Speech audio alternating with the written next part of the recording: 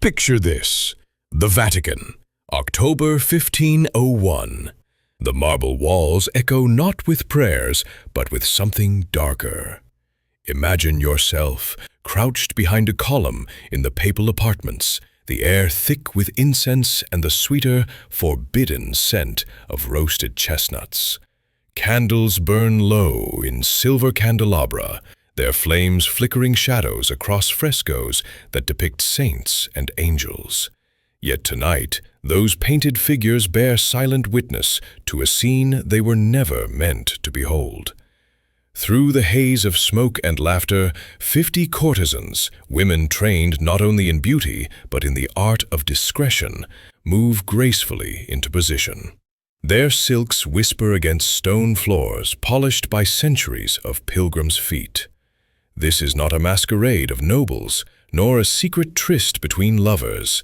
This is something altogether more audacious, an orgy inside the Vatican itself, orchestrated by Cesare Borgia, son of the Pope. The year is 1501, and the Renaissance is at its height. Florence sings with Michelangelo's chisel and Leonardo's brush, but in Rome, another kind of spectacle is being crafted. Tonight's performance is not art for God's glory, it is theater for power, excess, and desire. The Pope's son presides as master of ceremonies, while his father, Pope Alexander VI, sits only a chamber away, the head of Christendom complicit in silence. Some say he too attended. Others whisper that his beloved daughter, Lucrezia Borgia, was present. The sources disagree, but the rumor itself was enough to scorch the papacy's reputation for centuries.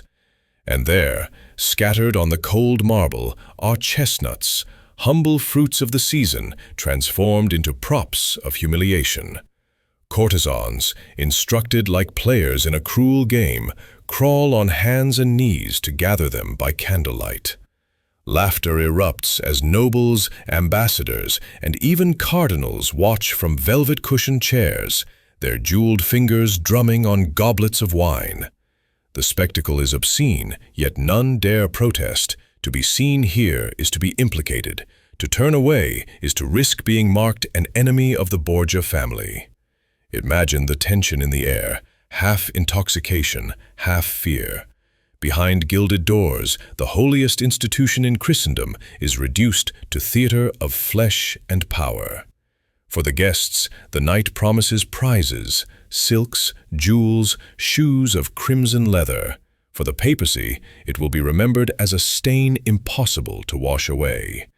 This was the infamous banquet of chestnuts, a night where sacred and profane collided so violently that even the jaded citizens of Renaissance Rome whispered in disbelief.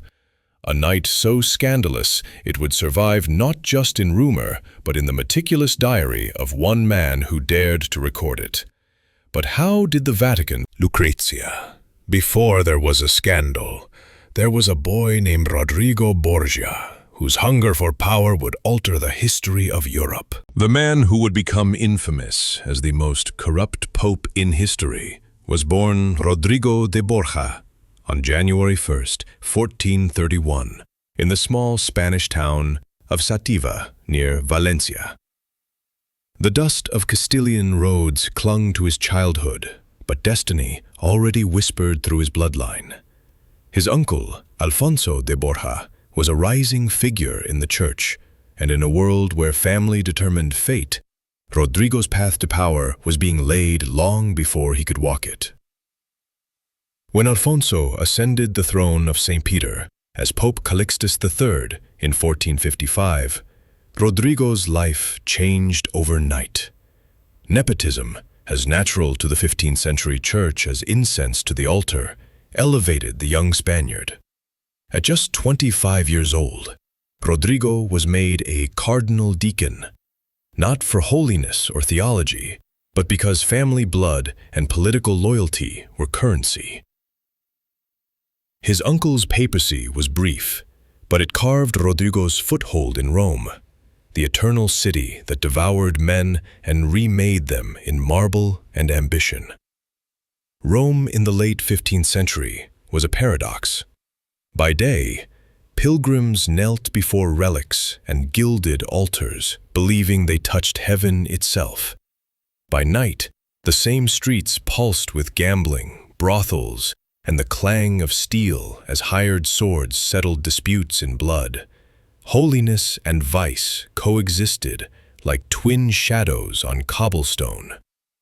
To survive here required more than piety. It demanded cunning, and Rodrigo possessed it in abundance. He accumulated wealth with spider-like precision, weaving a web of benefices across Europe. Parishes, bishoprics, and abbeys, each was a jewel in his growing treasury. He lived not as a servant of God, but as a Renaissance prince.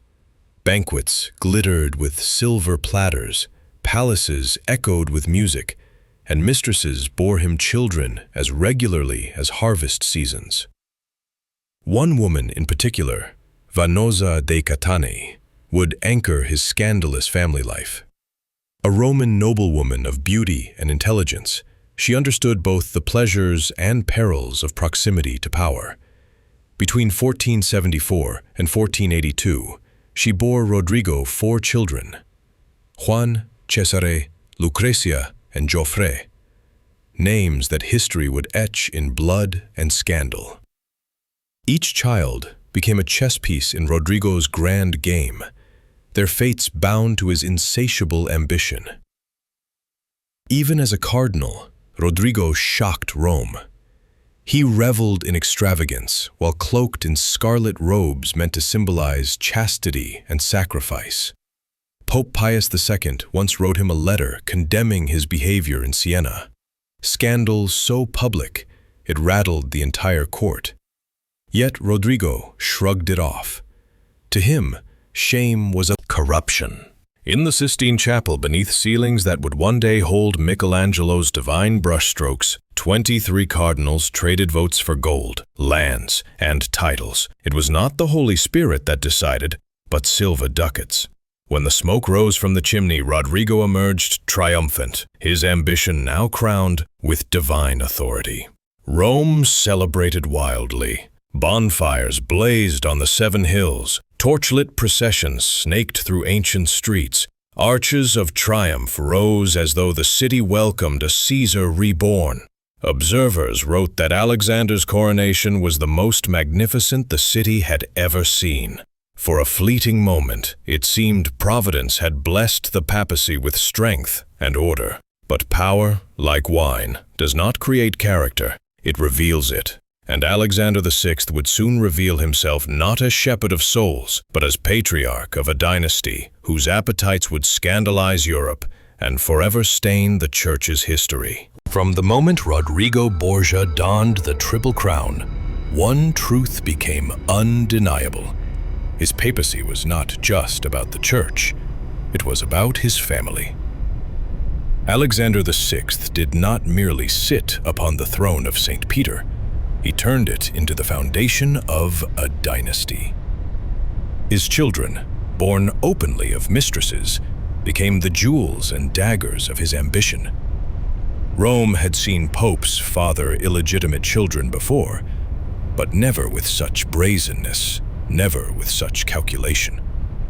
Juan, Cesare, Lucrezia, and Joffre, each was not simply a child, but a pawn in a grand political chess game.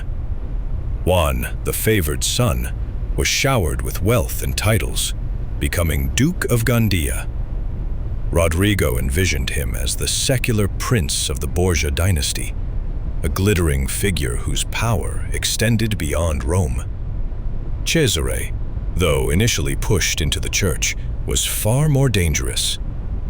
Appointed Archbishop of Valencia at just 18, then a cardinal soon after, he wore the robes of holiness like armor, a temporary disguise for his true nature. Behind his handsome face and magnetic charm lay a ruthless will, steel wrapped in silk. Lucrezia, Rodrigo's beloved daughter, was used as a political instrument. her marriages arranged and annulled as if her body were parchment for alliances written and rewritten. To some, she was a victim. To others, complicit. History would never quite decide. And Geoffrey, the youngest, was married off into alliances that bound the Borgias to the kingdoms of Naples and Spain, a child thrust into roles far beyond his years. Rodrigo saw his children not as burdens, but as extensions of himself. Where other popes might have hidden their indiscretions, Alexander flaunted them. His papal apartments became a family palace, echoing not with Gregorian chants, but with banquets, laughter, and political scheming. Cardinals, nobles, and foreign ambassadors alike understood to deal with the Pope was to deal with the Borgias. Rome itself mirrored the family's duality. In the day, pilgrims flooded basilicas, kissing relics, lighting candles, and seeking salvation. At night, under torchlight, the Vatican hummed with whispered bargains and decadent revels. Rodrigo's Rome was a theater where holiness and corruption danced together, inseparable, like shadow and flame. The scandals multiplied. Stories of mistresses moving freely through Vatican corridors spread across Europe. Julia Farnese, known as Julia la Bella, became infamous not just for her beauty but for her open presence in papal chambers. Her gilded carriage rattled past the same pilgrims who prayed at St. Peter's, a living reminder that were drowned out by his excesses. Every appointment of cardinal, every treaty, every marriage bore the fingerprints of self-interest and family ambition. Observers across Europe began to whisper that the papacy itself had become the Borgia family enterprise. Where others saw a shepherd guiding souls, Rodrigo saw a patriarch building an empire of blood and inheritance. This blending of sacred office with dynastic obsession scandalized Christendom. But in the Renaissance world, where kings legitimized bastards, nobles assassinated brothers, and cities shifted allegiance overnight, perhaps Alexander VI was simply playing the game more openly, more brazenly than anyone else dared. And at the heart of this game stood Cesare Borgia, the son who would become not only his father's sharpest weapon, but also the figure who embodied the terrifying marriage of power, ambition, and violence that defined the Borgia legacy. If Juan was Alexander VI's golden boy, then Cesare was his blade, sharp, ruthless, and destined to cut through anything that stood in his family's path. At first, Rodrigo forced him into the church. Cesare wore the scarlet robes of a cardinal at just 18, appointed Archbishop of Valencia before he was even old enough to shave properly. But those who looked into his eyes knew this was no man of prayer. Cesare's gaze was not lifted towards heaven, it was fixed firmly on power. He despised the church's constraints. Where others dreamed of incense and ceremony, Cesare dreamed of fortresses and armies. In 1498, he did what no cardinal had ever dared. He resigned the cardinalate. Shedding the sacred robes like a serpent casting off skin, he emerged reborn as a prince of war. The gamble shocked Europe, but it was the act of a man who knew his destiny could not be bound by the altar. His opportunity came swiftly. France needed papal approval for a royal annulment. In exchange for granting it, Alexander secured French backing for Cesare's military ambitions. With French gold and soldiers at his back, Cesare carved a bloody path through the Romagna, toppling petty lords and seizing cities with ruthless efficiency. He fought not with the slow deliberation of medieval chivalry, but with the cold calculation of the Renaissance prince. Sieges were merciless. Rivals who surrendered under promises of mercy often found themselves strangled the next morning. Cesare understood that fear was more reliable than loyalty. Niccolo Machiavelli, the Florentine diplomat, watched him closely. He saw in Cesare a man who embodied the brutal logic of power. Later, when Machiavelli wrote The Prince, it was Cesare he held up as the perfect model of effective ruthlessness, a ruler who combined charm with terror, vision with cruelty. But Cesare's power came at a cost. Rome whispered endlessly about his ambition and his appetites. His name became synonymous with poisonings, stabbings, and sudden disappearances. Rivals who dined with him one night might be found floating in the Tiber the next morning. Even his own brother Juan was not safe. When Juan's corpse was discovered in 1497, riddled with stab wounds, many suspected Cesare's hand had guided the knife. To Alexander VI, none of this mattered. If Juan had been his heart, then Cesare was his will made flesh. The Pope funneled wealth from church offices, indulgence sales, and new cardinal appointments into his son's campaigns. Each victory Cesare won was another brick laid in the Borgia vision of a dynasty that would rival kings. The Vatican, once the center of Christendom, became a war council chamber where maps of Italy sprawled across banquet tables stained with wine. Cardinals debated doctrine by day, but by night they listened as Cesare planned sieges and campaigns, his armored hand tracing lines across parchment maps. More than a soldier, he was a master of image.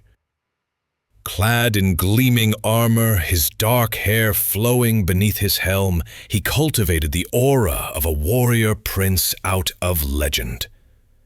Yet behind the romance of the knight was the cold heart of a predator. Those who met him spoke of his charisma, his brilliance, and his utter lack of conscience. For a time, it seemed nothing could stop him. Cities fell, nobles bent the knee, even Machiavelli, who distrusted princes as a rule, admitted that if fortune had not turned against him, Cesare might have united Italy a generation before anyone else. But fortune, like power, is fickle. And Cesare's meteoric rise carried within it the seeds of catastrophe. The papal apartments under Alexander VI no longer resembled a sacred palace. They became a theater, a stage where the sacred and the profane danced together in a grotesque ballet. Banquets stretched long into the night. Gold and silver dishes overflowed with exotic fruits and meats brought from every corner of Europe. Music filled the air, lutes, flutes, and the deep rumble of drums, accompanying entertainers whose performances tested even the broad boundaries of Renaissance morality. Alexander himself delighted in spectacle. His mistress, Julia Farnese, known to Rome as Julia la Bella, moved through the corridors of the Vatican as confidently as any cardinal. Her beauty was legendary, golden hair cascading over gowns of silk, eyes that glimmered in torchlight. Whispers claimed that her influence over the Pope was so profound that ambassadors seeking papal favor sometimes petitioned her before approaching Alexander himself. The presence of Julia in the Vatican was a scandal in itself. Here, in the house of St. Peter, the vows of celibacy lay trampled beneath velvet slippers. Rome gossiped ceaselessly, but Alexander did not care. If anything, he seemed to revel in the shock his behavior provoked. His son Cesare often presided beside him, the warrior prince seated not far from his father's throne. Together, they turned papal ceremonies into opportunities for political theater. Cardinals who attended their entertainments were implicated by association. To dine at the Pope's table was to become complicit. To refuse was to mark oneself as an enemy. It was a trap as elegant as it was ruthless. Ambassadors from across Europe attended these gatherings. Some came out of duty, others out of morbid curiosity. They reported back to their kings and queens with tales of Rome's excess, shaking their heads in disbelief. Even courts renowned for their own decadence, France, Milan, Florence, were astonished by the brazenness of the papal household. But these entertainments were not mere indulgence. They were weapons of power. Each laugh, each glass raised, each whispered promise over candlelight was part of a calculated game. Alexander understood that control was not maintained by sermons alone. It required spectacle. It required binding men together in shared sin, so that no one could later claim innocence. Yet beneath the laughter and music, the Vatican was rotting. Priests who should have preached salvation drank deeply of indulgence wine. Cardinals who should have debated doctrine instead whispered of alliances and bribes. Rome had become less a holy city than a Renaissance court where salvation itself carried a price. For the people of Rome, life went on. Pilgrims still knelt in St. Peter's Basilica, their prayers rising heavenward. Masses continued, incense curled into the air. His children were no holy family, but wolves cloaked in silk. It was a contradiction that could not last. Rome was being remade in the image of its rulers, magnificent on the surface, corrupted at the core.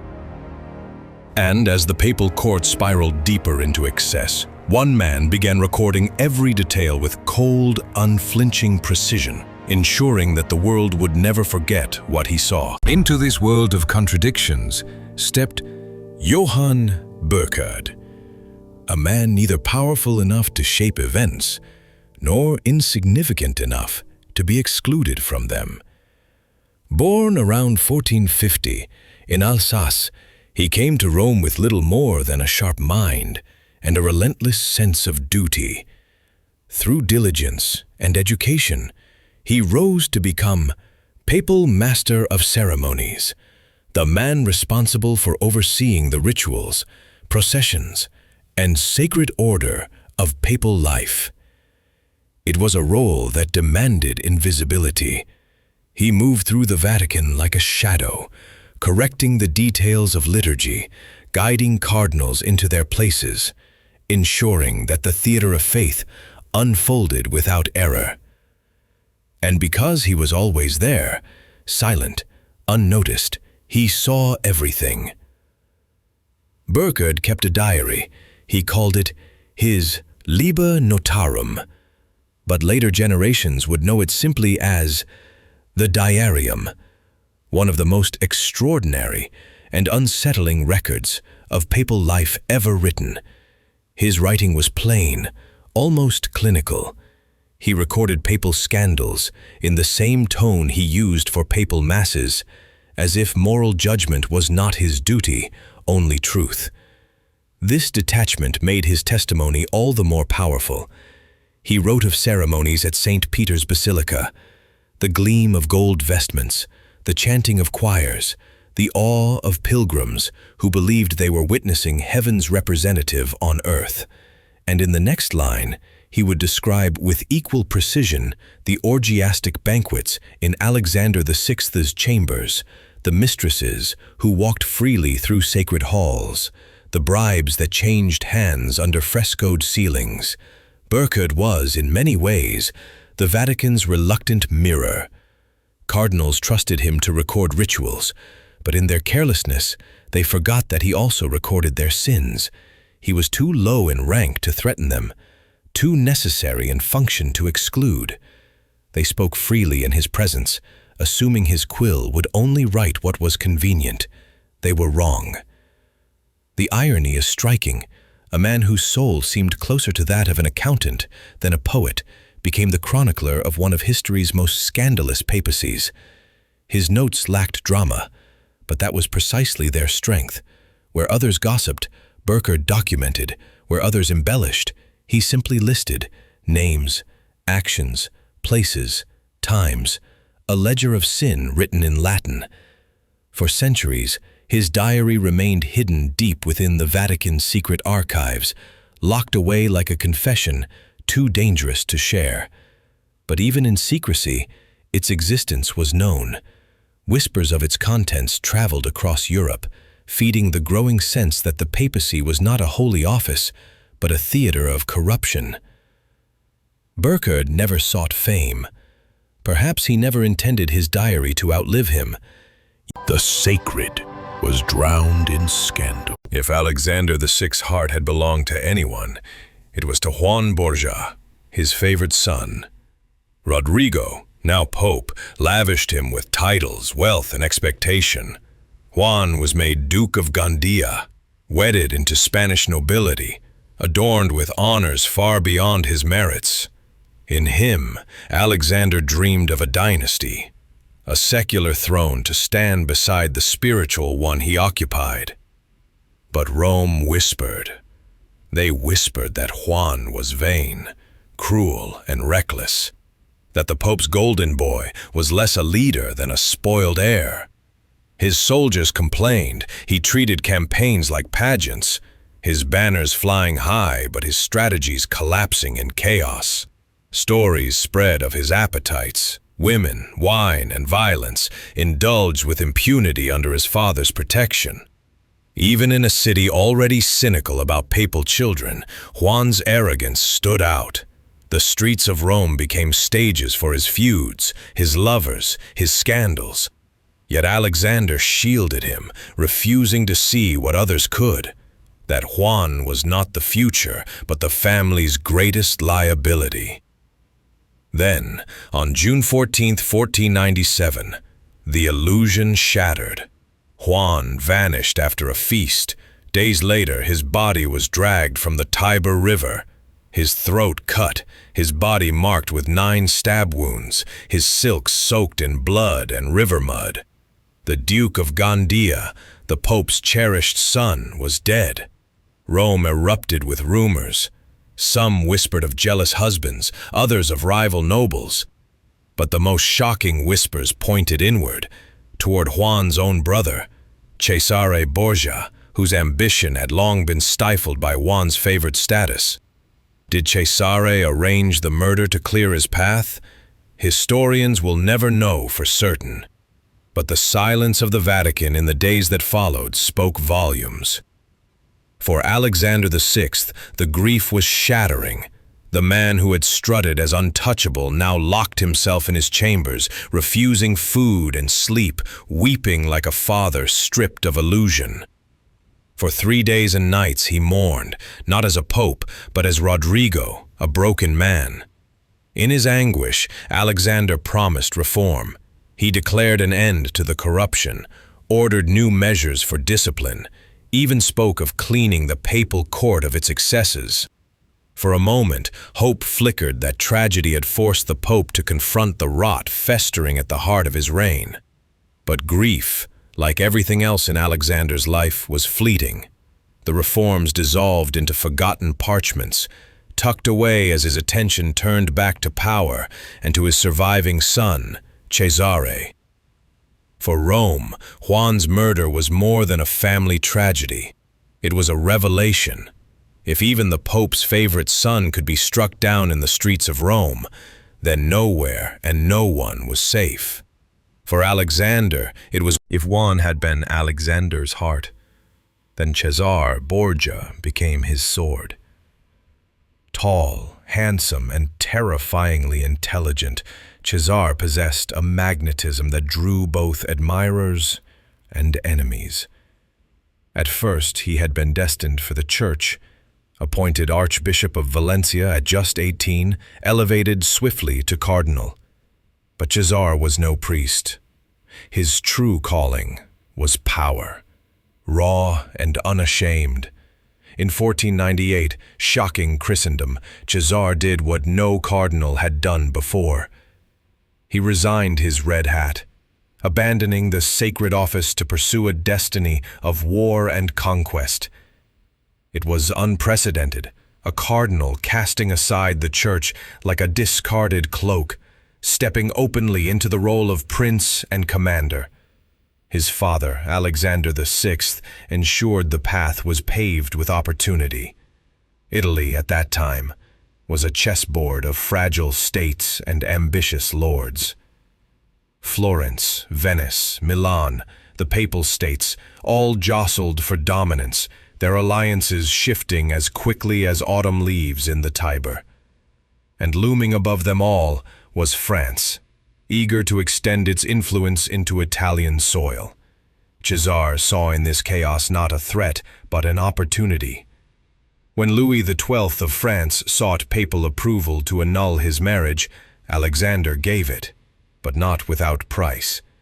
In return, Cesar received the French king's support, French gold, and French troops.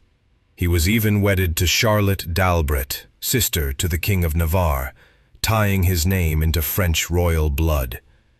It was the first of many ruthless bargains.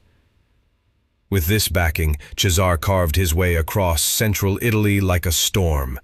Cities that had defied Rome for generations, Forli, Imola, Rimini, Faenza, fell to his armies. His methods were swift, brutal, and efficient. Fortresses that once stood proud under condottieri like Caterina Sforza were broken by Cesar's siege engines. His reputation grew not only for cruelty, but for precision. Contemporaries trembled at his name, but one man admired him: Niccolò Machiavelli. The Florentine envoy watched Cesar closely, noting his ability to blend ruthlessness with calculation, cruelty with strategy.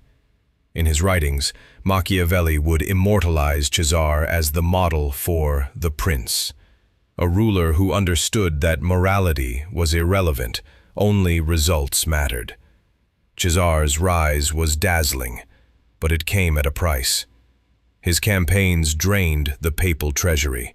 Alexander VI funded his son's ambitions by selling indulgences, auctioning church offices, even creating new cardinals in exchange for vast sums of gold. Salvation itself became currency to feed Cesar's armies. Still, for a time, it seemed unstoppable. Smile. Cesar was not content with power. He wanted absolute control, and he pursued it with a brilliance that bordered on terrifying. In him, the Renaissance saw both its glory and its nightmare, the refinement of a cultured prince cloaked over the soul of a predator. The heart of the Borgias was dead. The sword now gleamed in the Italian sun. By the autumn of 1501, the Borgia family stood at the height of its power, and perhaps its corruption. Alexander VI still sat secure on the papal throne.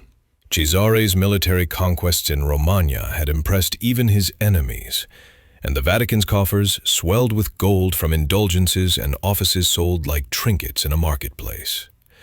Rome glittered with wealth, but beneath the marble and fresco lay rot so deep it could no longer be hidden. It was in this atmosphere of triumph and moral decay that Cesare Borgia conceived the event that history would remember with a shudder: the banquet of chestnuts. The setting was his private apartments in the Vatican, chambers magnificently decorated by Pinturicchio.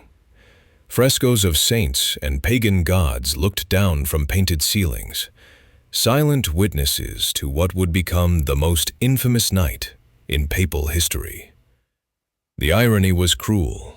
Walls adorned with sacred scenes framing acts of desecration that would scandalize both Christian and pagan alike. On All Hallows' Eve, October 31st, 1501, the guests arrived. Cardinals draped in crimson, Roman nobles in velvet and jewels, ambassadors from across Europe, and, at the heart of the spectacle, 50 courtesans.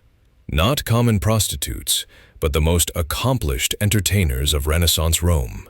Their task was not simply to amuse, but to transform the papal apartments into a theater of vice.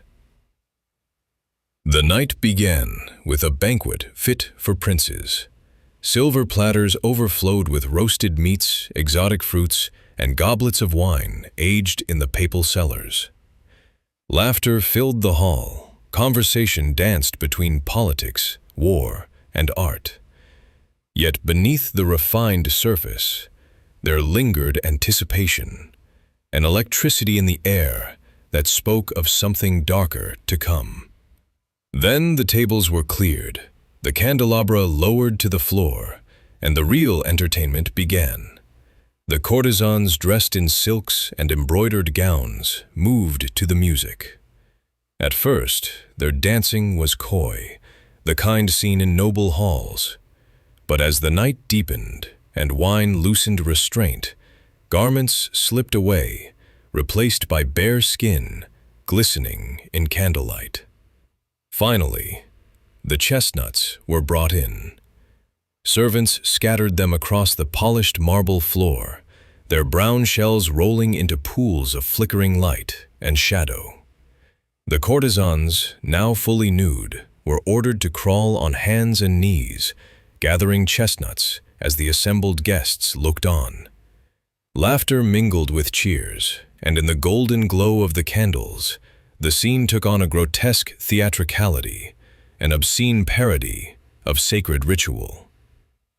Among the witnesses sat Pope Alexander VI himself, accompanied by Cesare and Lucrezia. Further into depravity, contests were announced. Men competed openly in feats of sexual endurance, the courtesans their unwilling partners, servants tallying results like clerks at a market stall. Prizes of silk, shoes, and fine cloaks were awarded, as if humiliation itself could be wrapped in luxury. Burchard's account, later sealed away in the Vatican's Archivum Secretum, remains one of the most shocking documents of the Renaissance, not because it drips with exaggeration, but because of its stark precision. Written in the tone of a bureaucrat, it describes without flourish what should have been unspeakable. The Pope of Christendom, God's vicar on earth, presiding over a spectacle that mocked both heaven and history. Word of the banquet seeped beyond Vatican walls. Ambassadors wrote to their kings in disbelief, servants whispered through Roman streets, and moralists across Europe seized upon the scandal as proof that the papacy had rotted to its core. Reformers would later wield this night like a weapon, pointing to it as evidence that the Church could no longer claim moral authority.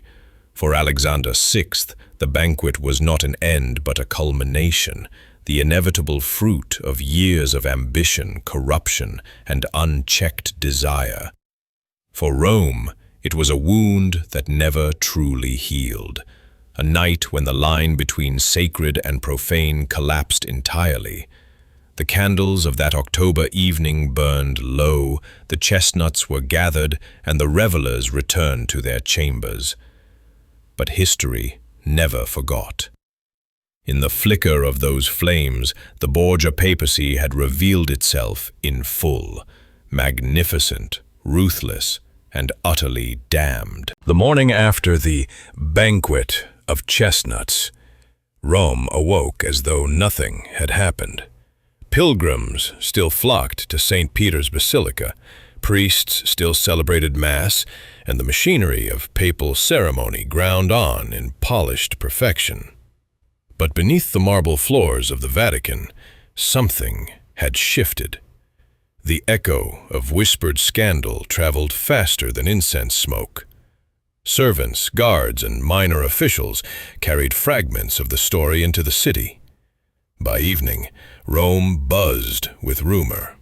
Ambassadors, too, dispatched letters across Europe, accounts laced with shock, disgust, or sly satisfaction depending on their allegiance. Within weeks, kings and cardinals in France, Spain, and England had heard of the Pope's orgy. Even in a world accustomed to corruption, this was something darker, not just excess, but sacrilege. For moral reformers across Italy, the banquet became a weapon. In Florence, preachers compared Alexander VI not to Christ's vicar, but to the emperors of decadent Rome.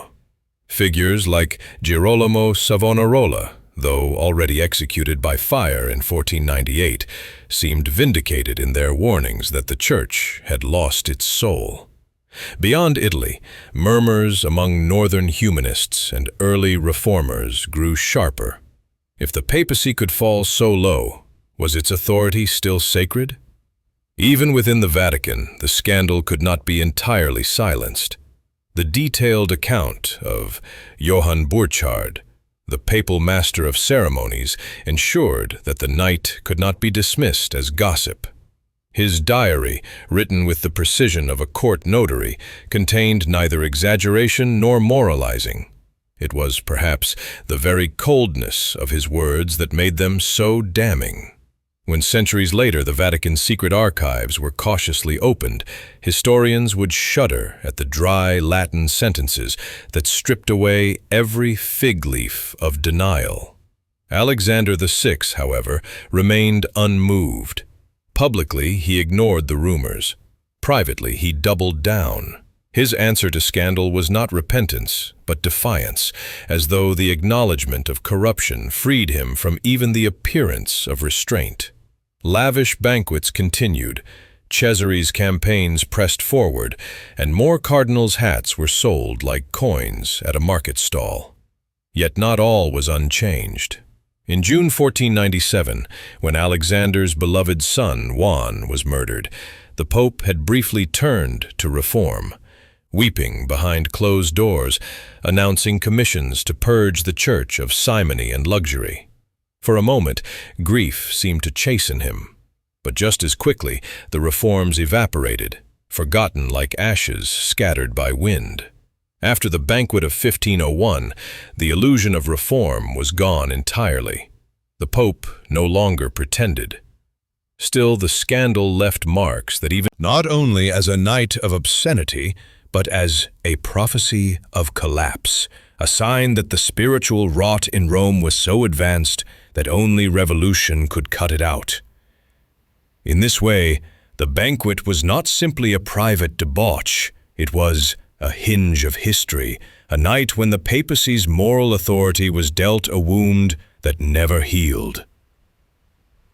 The orgy itself ended in flickering candlelight and silence, but the scandal it birthed continued to echo, feeding the flames of reform, rebellion, and schism that would one day tear Christendom apart. If Juan Borgia had been Alexander VI's heart, then Cesare Borgia was his sword, sharp, relentless, and terrifyingly effective. The Pope's eldest son, Juan, had failed spectacularly, corrupt, incompetent, and finally murdered in Rome, his body left to float in the Tiber. His death was a family tragedy, but it cleared the path for Cesare to take center stage. Cesare had once been destined for the Church. At only 18 years old, he was made Archbishop of Valencia, then elevated to the rank of Cardinal, a sacred office meant to bind him to spiritual service. But Cesare was no priest. His talents lay elsewhere, in strategy, statecraft, and above all in the ruthless application of power. In 1498, to the shock of Europe, he renounced his cardinalate, the first in history to do so voluntarily, and transformed himself from Prince of the Church into Prince of War. The timing was perfect. Across the Alps, the French king Louis XII sought papal approval to annul his marriage.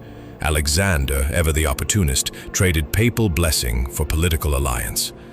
In return, Cesare gained French troops, gold, and a royal title, Duke of Valentinois, from which his nickname, Il Valentino, would forever cling to him. Armed with French support and papal gold, Cesare carved out a new domain in central Italy. Town by town, fortress by fortress, he expanded his control over the Romagna region. He combined military brilliance with a calculated cruelty that shocked even seasoned Italian condottieri. Commanders who betrayed him were invited to banquets, then strangled after dessert. Nobles who resisted were shown mercy at first, only to be eliminated once their usefulness ended. Cesare ruled by fear, but it was a fear sharpened by efficiency. Even Niccolò Machiavelli, the Florentine diplomat and political theorist, fell under his spell. Sent to negotiate with Cesare, Machiavelli observed his methods with awe. Later, in The Prince, Machiavelli would hold up Cesare as the model of the ideal ruler, ruthless when necessary, pragmatic always, unencumbered by morality when power demanded otherwise. To Machiavelli, Cesare embodied a chilling truth. that in the brutal politics of Renaissance Italy, virtue was weakness, and success required the courage to act without conscience. Cesare's presence transformed the papal court. The Vatican, once a seat of prayer and governance, became the headquarters of a military machine. Gold flowed not into churches, but into weapons, soldiers, and siege engines. Diplomats noted that Alexander seemed less pope than king, less vicar of Christ than dynastic patriarch building an empire for his son. And yet, Cesare was not merely a brute. He possessed a charisma that drew followers, a magnetism that made even enemies respect him. Tall, strikingly handsome, dressed in silks and armor with equal ease, he carried himself with the aura of inevitability. And women whispered. He was both admired and feared, qualities that often amounted to the same thing. But ambition demanded endless fuel, even with papal coffers overflowing from the sale of indulgences and beneficius. Cesare's campaign strained Rome's treasury. Alexander appointed dozens of new cardinals, each position bought with ducats that funded Cesare's armies. Simony, already rampant, became systematic. The corruption that had scandalized Rome in whispers became policy in daylight. For a time, it worked. By 1501, Cesare controlled nearly all of Romagna, commanding loyalty through terror and gold. Rome buzzed with stories of his brilliance and brutality, stories that blurred the line between admiration and horror. In taverns, men toasted his victories. In chapels, priests whispered that God would not forgive such blood. Yet for all his genius, Cesare's power was fragile. It rested entirely on the papacy of his father. Without Alexander, Cesare was merely another ambitious condottiere in a land drowning in them. The banquet of chestnuts, the lavish excess, the military conquests, all of it was tied to the life of one aging pope whose health was beginning to falter. Cesare knew it, and so did his enemies. The shadow of his father's mortality loomed over every victory, every feast, every campaign. Behind Cesare's triumphs lurked the question, what would happen to Il Valentino when the pope who made him powerful was gone? As Cesare Borgia's armies marched through Italy, the Vatican treasury strained under the weight of ambition. War is expensive, and even papal coffers could not endlessly supply mercenaries, siege engines, and bribes to wavering nobles. To keep the gold flowing, Alexander VI turned to a weapon as old as the medieval church itself: the sale of salvation. Indulgences were nothing new. For centuries, popes had granted them as spiritual rewards for pilgrimages, crusades, or acts of piety. But under Alexander, indulgences became something different: a commodity. Forgiveness could be bought, grace priced in ducats, sins measured not in prayer, but in coin. Those who once came to Rome seeking absolution now came with purses heavy with gold. In taverns and marketplaces, hawkers whispered that for the right price, the very fires of purgatory could be shortened. Nor was it only indulgences. Alexander expanded the College of Cardinals with unprecedented speed, appointing 47 new cardinals during his papacy. Each red hat was less a symbol of spiritual calling than a receipt of payment. Families across Europe treated it as an investment. A son elevated to cardinalship meant influence, protection, and access to papal favor.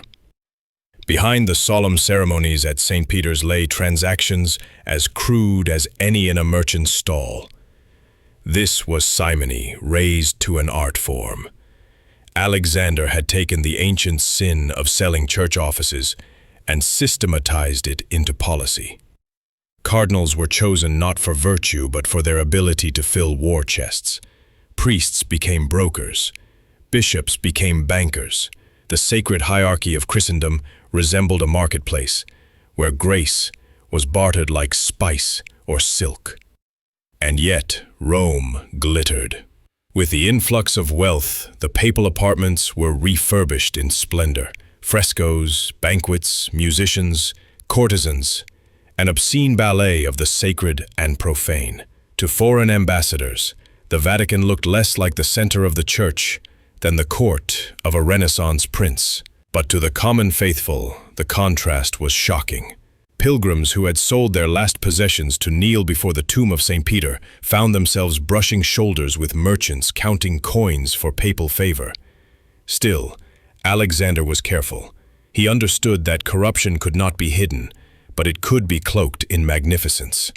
His reign coincided with the Jubilee year of 1500, a holy celebration that drew hundreds of thousands of pilgrims to Rome. The city swelled with life. Streets crowded, inns overflowing, coins pouring into the treasury. Every step toward St. Peter's Basilica was marked by indulgent sellers, offering salvation with the cheer of carnival barkers. To some, it was a spiritual festival. To others, it was a grotesque market into loyalty, and castles once thought impregnable fell to the combined force of steel and ducats. Salvation bought soldiers. Forgiveness bought fortresses. The logic was simple, brutal, and effective. Observers across Europe recoiled. Reformers in Florence, preachers like Girolamo Savonarola, thundered against the corruption of Rome. His sermons called the Vatican a house of harlots and denounced Alexander as the Antichrist. In Germany, murmurs began among scholars and monks, complaints that would, in another generation, burst forth in Martin Luther's 95 Theses. For now, the storm was distant, but the thunder was already rumbling. And within Rome, ordinary citizens saw what was happening. They whispered of a pope who sold the keys of heaven to fund his son's conquests, of a church where holiness was weighed by coin. Yet they also feasted in the streets during papal festivals, dazzled by fireworks and pageantry. The paradox of Alexander's papacy was clear. Never had the Vatican appeared more magnificent, and never had it seemed less holy. In the end, corruption was not a hidden rot, it was a spectacle. The very grandeur of Alexander's Rome, the feasts, the art, the processions was built upon it. And while it enriched the Borgias and armed Cesare, it also planted the seeds of a backlash that would shake Christendom to its core. While Alexander VI and Caesar carved their legacy in blood and coin, another Borgia name echoed across Europe with whispers equal parts fascination and horror: Lucrezia Borgia. For centuries, she has been painted as either a seductress, dripping poison into chalices, or a tragic pawn caught in the ambitions of her father and brother. The truth, as always, lies in the shadows between myth and memory. Born in 1480, Lucrezia entered history not with the freedom of a Renaissance princess, but as a bargaining chip in the Borgia game of power. Her marriages were not vows of love, but contracts of war and politics, signed and sealed by the hand of her father, annulled or destroyed at the whim of her brother. To be Lucrezia Borgia was to live under constant exchange, one day the bride of an ally, the next a widow by daggers in the dark. Her first marriage was to Giovanni Sforza, a nobleman whose name carried weight in Milanese politics. The wedding was celebrated with pomp, but the alliance soon soured. When the Sforzas no longer served the Borgias' designs, Giovanni was discarded. The official excuse? Impotence. The humiliation was public and permanent. Lucrezia, scarcely a teenager, became the vessel of her family's cruelty, her body weaponized for political maneuvering. Her second marriage to Alfonso of Aragon, Duke of Bisceglie, offered brief hope of stability. Alfonso was young, handsome, and by all accounts genuinely fond of her. But affection meant little against the cold steel of Caesar's ambition. When the alliance with Naples grew inconvenient, Alfonso was attacked on the steps of St. Peter's itself. Though he survived the first assault, he was later strangled in his bed, almost certainly on Caesar's orders.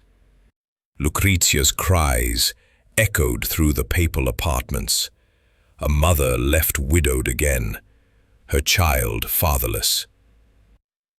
It is here that history divides. Enemies of the Borgias painted Lucrezia as complicit, whispering of incestuous entanglements with her father and brother, of secret poison rings and seductive plots. Pamphlets spread lurid tales across Europe, transforming her into the embodiment of papal corruption. But modern historians see something different. A girl, barely more than a teenager, trapped in a web of alliances she did not weave, her reputation blackened not by her deeds, but by the men who used her name as a weapon. And yet, to reduce Lucrezia to victimhood alone is to strip her of agency she eventually claimed. In her third marriage, to Alfonso d'Este, Duke of Ferrara, she finally found space to shape. Whispers followed her. Was her graciousness genuine, or the mask of a woman schooled in manipulation? Was her piety true, or a penance for sins too dark to name? The paradox of Lucrezia Borgia is the paradox of the Renaissance itself. She was both pawn and player, both victim and survivor. She endured humiliation, widowhood, and scandal, yet she emerged as one of the most powerful duchesses of her age. Her life became a canvas onto which enemies painted corruption and admirers painted resilience. In the Vatican, she had been a tool. In Ferrara, she became a patroness. But across Europe, she remained a symbol, whether of decadence or endurance depended on who told her story. And so, when we speak of the Borgias, we must remember. Cesare was the sword, Alexander the patriarch. But Lucrezia, whether villain or victim, was the face that haunted the imagination of Europe. The Vatican of Alexander VI was not only the heart of Christendom, it was also a stage. And every stage needs actors, costumes, and spectacle. Under the Borgias, the papal apartments became less a sanctuary of prayer than a theater of decadence, where power was displayed not only in laws and armies, but in feasts, entertainments, and the calculated art of excess. By the turn of the 16th century, Rome had learned to expect a show. Diplomats from France, Spain, and the Italian states arrived at the papal court and were treated to banquets that rivaled royal courts in splendor. Gold plate glittered beneath torchlight, musicians played in echoing halls, and fountains ran with wine. Yet beneath the grandeur, something darker pulsed. These feasts were more than mere celebrations. They were demonstrations of papal authority and wealth, a reminder to visiting nobles and ambassadors that the Pope was both shepherd of souls and master of earthly pleasures. At these banquets, the boundaries between sacred and profane dissolved. Cardinals dined alongside courtesans. Nobles whispered deals over goblets of Spanish wine, and entertainers performed with a brazenness that shocked even hardened Renaissance observers. Where other popes might have tolerated discretion, Alexander delighted in spectacle. His court became infamous for nights that stretched until dawn, filled with music, dancing, and performances that blurred into scandal. The Vatican halls themselves reflected this contradiction. The Borgia apartments, frescoed by Pinturicchio, were adorned with biblical scenes and classical myths, prophets and sibyls, angels and ancient heroes. Yet these very walls became the backdrop for entertainments that mocked the moral ideals they depicted. To dine beneath frescoes of saints while watching dancers shed their garments was to inhabit a world where contradiction was not hidden, but embraced. Alexander understood the political value of these excesses. By implicating his cardinals and guests in his pleasures, he ensured their silence. Participation was loyalty. Abstention marked one as an enemy. The more shocking the spectacle, the more tightly his web ensnared those who partook. What happened in the papal chambers was never truly private. Servants whispered, rumors spread, and soon all of Rome buzzed with tales of papal vice. To Alexander, scandal was not weakness, it was another form of control. The culmination of this culture of decadence came on the night that would echo through centuries as the most infamous gathering in papal history, the Banquet of Chestnuts. It was not born in isolation, but as the natural climax of years of increasingly outrageous revelry. Each feast posed atmosphere charged. Rome waited, knowingly or unknowingly, to witness a night when the Sacred Heart of Christendom would host an orgy so brazen that even hardened chroniclers would record it with stunned precision.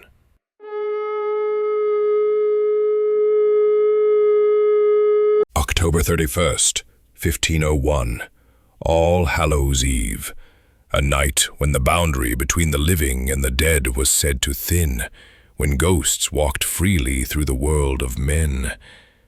And within the Vatican, in chambers frescoed with saints and heroes, the Borgia family prepared for a spectacle that would make even the pagan emperors of Rome seem restrained. Cesare Borgia, son of Alexander VI, orchestrated the affair. His private apartments were transformed into a theater of decadence, frescoes of Pinturicchio glaring down as silent witnesses.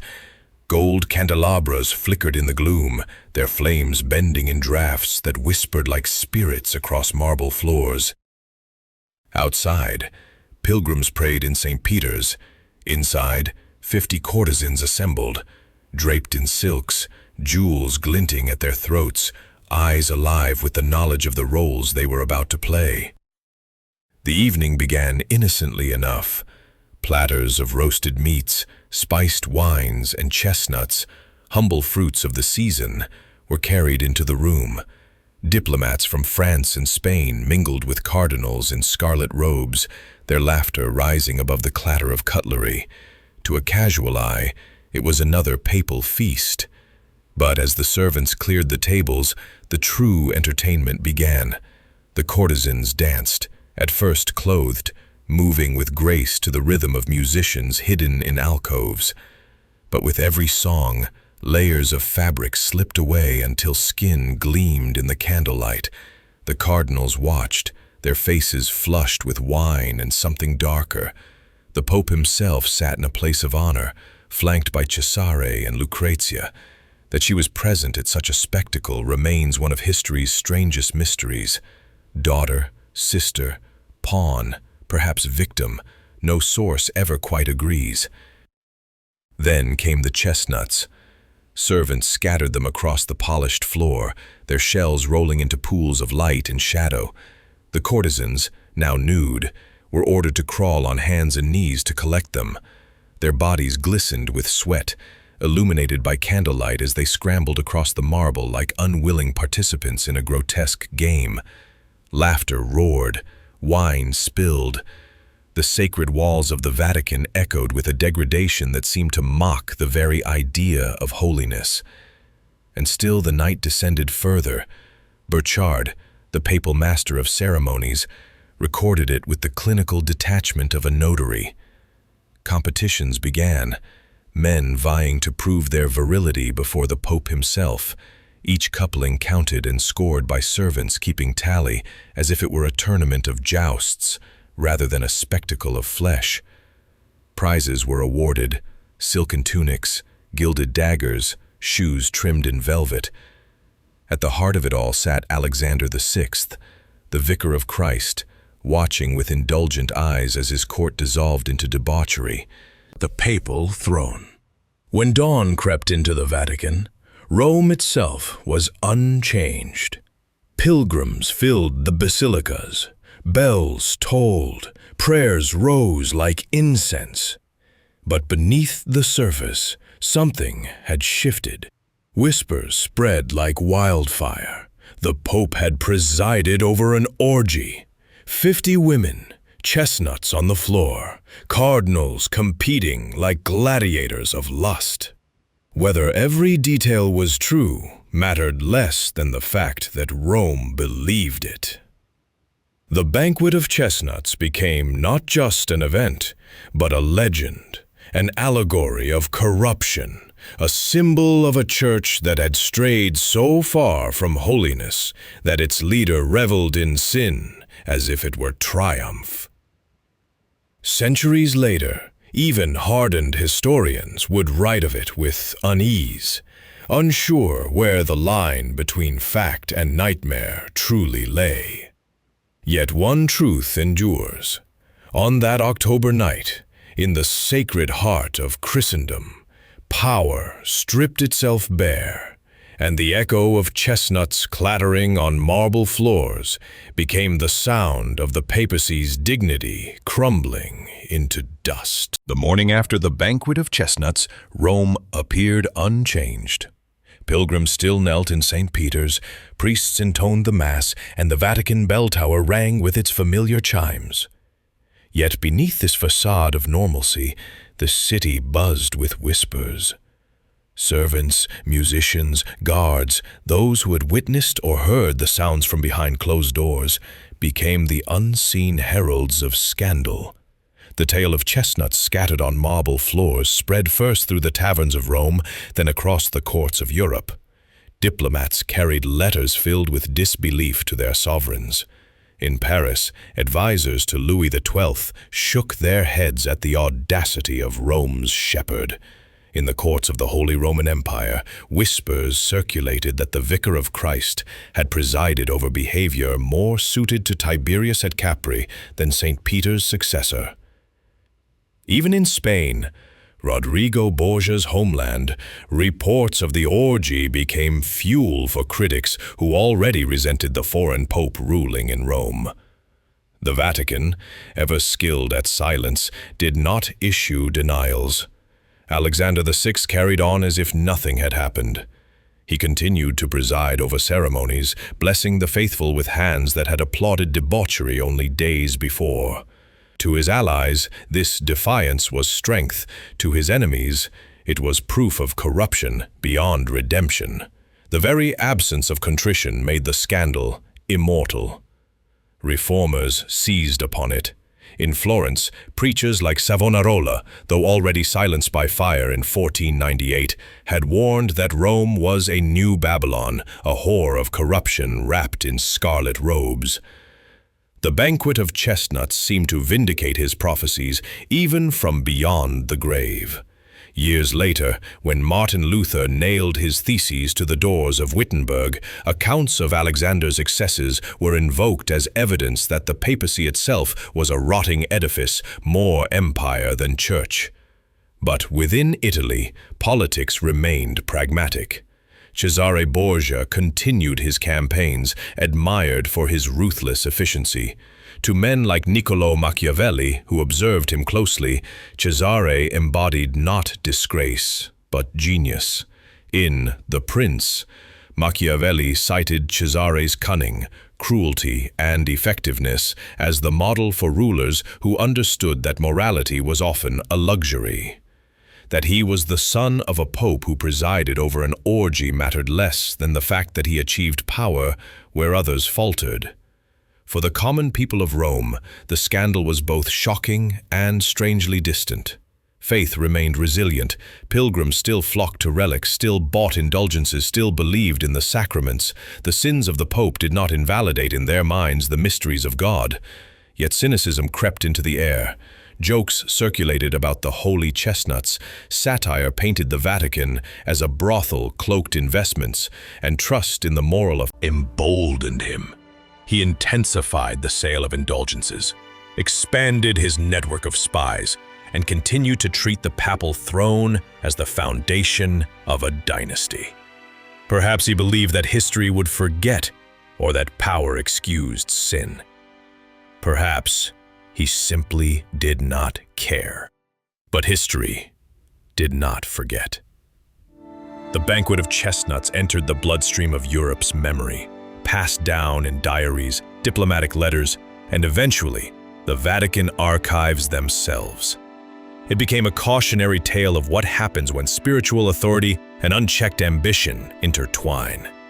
And though centuries have passed, the scandal still lingers as a symbol of the moment when the papacy's moral authority collapsed beneath the weight of its own excess. In that sense, the banquet's aftermath was far greater than the flicker of a single night's flames.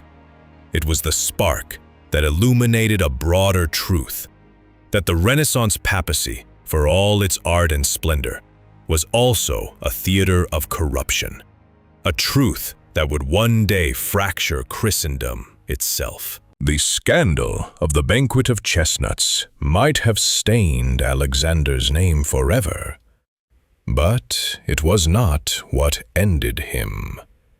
His true downfall came, as so often in Renaissance Rome, with poison and suspicion. By 1503, Pope Alexander VI seemed untouchable. His son, Cesare, had carved out a principality in central Italy through war and terror, admired even by enemies for his ruthless genius. Lucrezia Borgia, married into the Este family of Ferrara, maintained her father's political alliances through beauty and charm. The papal treasury, swollen by the sale of indulgences and offices, fed both Alexander's grandeur and Cesare's armies. Outwardly, the Borgia star still blazed bright, but power built on corruption is fragile. Rumors circulated that Alexander and Cesare had planned one more audacious scheme: to poison wealthy cardinals during a banquet, seizing their estates and filling their war chest for fresh campaigns.